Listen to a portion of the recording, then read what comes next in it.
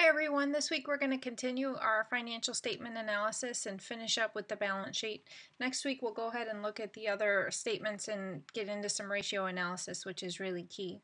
So go back to Morningstar. You can enter in your stock symbol. You should know it by now. If not, you can again enter in the company's name and then go ahead and click on quote there. I would recommend just going ahead and jumping to the financials. Now, a lot of the information I'm requesting you will be able to find here on the balance sheet.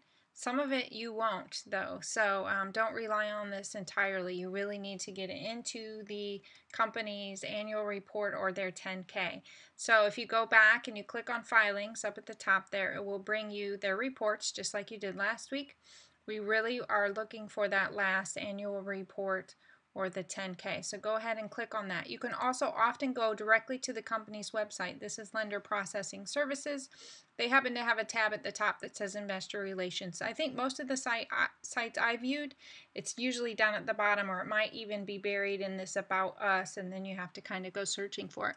But once you go into their Investor Relations, usually then you have to find the financial information or look for that annual report or the SEC filings. Any of them will go ahead and work here. So you can use the SEC filing, which is the 10K that I'm going to show you, or the annual report, which sometimes has a little bit more fluff in the front as opposed to the direct financial information. So let me go ahead and pull up their annual report, save a little time.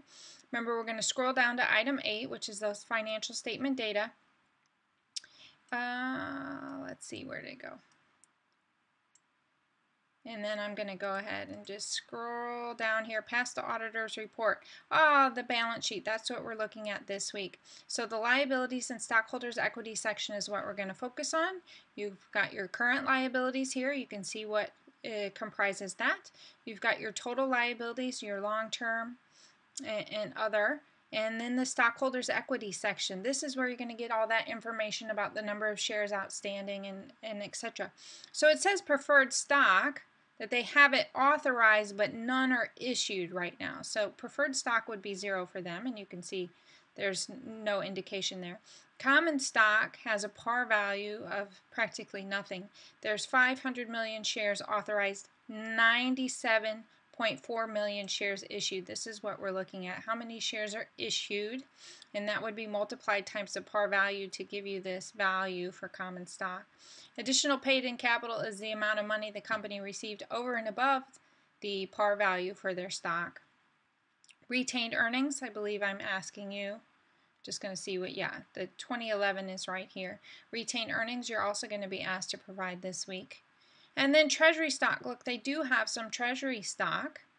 13 million and 8.6 million. So 13 million shares, and this is what they paid when they bought that treasury stock. And same thing for 2010 here. Now the other thing that I think I ask you about, let's see, we can pull that up, is going to be the amount of the last dividend paid. Now that you won't find on the balance sheet. If you think about it, which financial statement will you find that information on? And it is going to be this statement of stockholders' equity. This one is a little bit consolidated because they have 2008, 2009, and then 2010 here. But if you scroll down here, you'll see the cash dividends declared, and it's 34,565. So you're going to have to scroll down a little bit to find that dividend information. Also, we'll tell you here, look, how much they paid per common share per quarter. So they're paying it multiple times throughout the year. Some really good information here. Thank you.